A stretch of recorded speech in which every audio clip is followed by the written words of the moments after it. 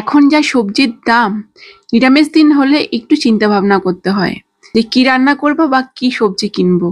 সবজি বাদ দিয়ে আজকে এমন একটা রান্না দেখাবো যাতে করে কোনো সবজিরই প্রয়োজন নেই, আর এতটাই সুস্বাদু যে রান্নাটা হলে তোমরা এই দিয়ে একটা পদ দিয়ে পুরো ভাতটা খেয়ে ফেলতে পারবে। চলুন আজকের এই রেসিপির জন্য এখানে আমি 2 কাপ পরিমাণ বেসন অ্যাড করেছি, সাথে স্বাদ মতো লবণ, হাফ চামচ হলুদ গুঁড়ো, 1 চামচ লাল লঙ্কা গুঁড়ো, বেশ খানিকটা দিয়ে দিয়েছি কাঁচা লঙ্কা কুচি, অল্প পরিমাণ হিং আর অল্প অল্প জল দিয়ে আমি ব্যাটারটা রেডি করছি। বেসনের মিশ্রণটা করতে গেলে একটু সতর্কভাবেই করতে হবে।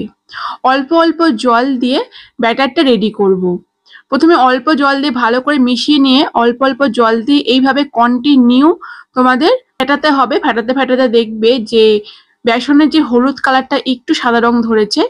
এই পর্যায়ে সামান্য মিষ্টি অ্যাড করলাম আর একটু বেকিং সোডা, অল্প পরিমাণ মানে চিমটি খানিক বেকিং সোডা, সাথে লবণটা একটু কম মনে হয় আর একটু লবণ অ্যাড করেছিলাম, আর সর্ষের তেল দিয়েছি, দিয়ে ভালো করে ব্যাটারটা রেডি করে নিয়েছি। এরপর একটু জল নেবে, জলের মধ্যে এরকম করে দেখে নেবে যে সেটা ভাসছে, যদি ডুবে যায় তাহলে কিন্তু ব্যাটারটা হয়নি, আর ভাসলে কিন্তু ব্যাটারটা একদম রেডি হয়ে গেছে। যেহেতু ভাসছে তার মানে আমার ব্যাটারটা একদম রেডি।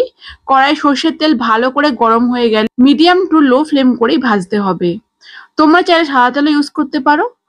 তো যেহেতু বাঙালি রান্না, একটু সর্ষের তেল না দিলে ঠিক জমে না, তাই সর্ষের তেল আমি দিয়েছি এবং বড়াগুলোকে সুন্দর করে ভেজে নিচ্ছি। একদম লো ফ্লেম করে বড়াগুলো কিন্তু তেলের মধ্যে দেবে, হাই ফ্লেম দিলে কিন্তু বড়াগুলো ফুলবে না এবং সুন্দর করে ভাজাও হবে না। দেখতেই পাচ্ছ এক এক করে আমি বড়াগুলোকে দিয়ে দিচ্ছি আর সুন্দর করে কিন্তু তেলের মধ্যে ভেসে উঠছে। এই বেসনের বড়া বা ফুলুরি তোমরা চায়ের সাথে বা মুড়ির সাথেও কিন্তু স্ন্যাক্স হিসাবে খেতে পারো। খুবই সুন্দর লাগে, বেশ মচমচে আর ভেতরে কিন্তু একদম ফ্লাপি নরম। তো আমার বড়াগুলো কিন্তু একদম ভাজা হয়ে গেছে, একটু ওপরে রং ধরেছে দেখতেই পাচ্ছ। প্রথমে লো টু মিডিয়াম ফ্লেমে ভেজে নেবে, তারপরে লাস্টের দিকে একটু হাই ফ্লেম করে ওপর কালার চলে আসলেই নামিয়ে নেবে। দেখতেই পাচ্ছ বেশ আমার বড়াগুলো রেডি হয়ে গেছে।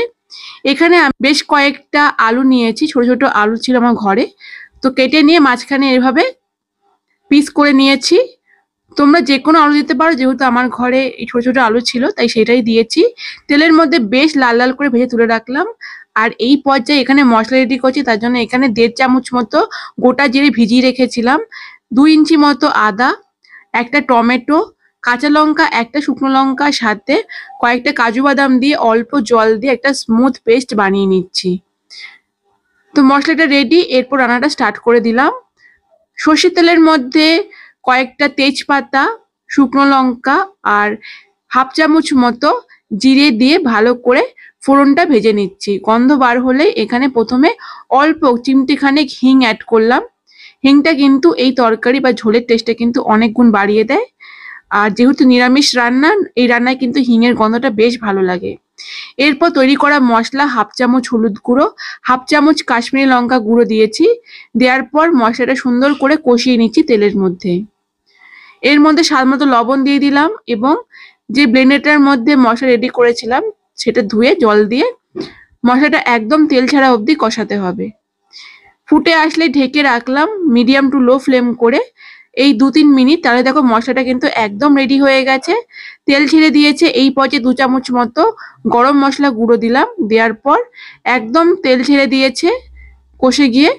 এরপর ভেজে রাখা আলু দিয়ে মশলার সাথে আরেকটু কষিয়ে নিচ্ছি। বেশ কিছুক্ষণ কষানোর পর আলু আর মশলাটা বেশ দেখো সুন্দর করে ভাজা ভাজা হয়ে গেছে। এই পর্যায়ে পরিমাণ মতো জল অ্যাড করলাম। প্রথমে আলুটা সিদ্ধ করে নেব, যেহেতু আলু এবং বড়া দুটোই জল প্রচন্ড টানবে, তাই জলটা একটু বেশি করে দিতে হবে। তো ঝোলটা ফুটে এসেছে, এই পর্যায়ে ঢেকে রাখলাম 5 মিনিট থেকে 6 মিনিট, তাহলে কিন্তু আলুগুলো সিদ্ধ হয়ে গেছে। জলটা যেহেতু কমে গেছে তাই আরেকটু জল অ্যাড করে দিলাম এবং ভেজে রাখা বড়াগুলোকে অ্যাড করে দিলাম। সমস্ত বড়াগুলোকে দিয়ে ঝোলের সাথে ভালো করে মিশিয়ে দিচ্ছি। নাড়িচাড়ি নেওয়ার পর আমার মনে হলো জলটা আর একটু কম, আর একটু দেবো। তার আগে স্বাদ মতো মিষ্টি অ্যাড করলাম অল্প পরিমাণ। নিরামিষ রান্নায় মিষ্টি না দিলে জমে না, তাই মিষ্টিটা অ্যাড করলাম। এরপর অল্প পরিমাণ কর্নফ্লাওয়ার গোলানো জল দিলাম। বেশ খানিকটা জল দিচ্ছি কারণ বড়াগুলো কিন্তু এখনো ভালো করে সিদ্ধ হয়নি। সিদ্ধ হয়ে কিন্তু দেখতে পাচ্ছ অনেকটাই ফুলে আসছে। শেষে কিন্তু যখন ফুটে আসবে এই শেষের দিকে ঘি অ্যাড করলাম 1 চামচ মতো। নাড়িচাড়ি নিয়ে এই পর্যায়ে ঢেকে রাখলাম 5 মিনিট একদম লো ফ্লেমে। বড়াগুলো একদম ফুলে এসেছে, আলু তো সিদ্ধই হয়ে গিয়েছে, পুরো তরকারিটা একদম রেডি। গরম গরম নামিয়ে নিলাম। এরপর একটু ঠান্ডা হলে দেখবে যে ঝোলটা একেবারেই বড়া টেনে নিয়েছে এবং বড়াগুলো বেশ বড় আর নরম হয়ে গেছে। দেখতে পাই ঝোলটা কিন্তু অনেকটাই গাঢ় হয়ে গেছে। একদম গরম গরম ভাতের সাথে সার্ভ করুন।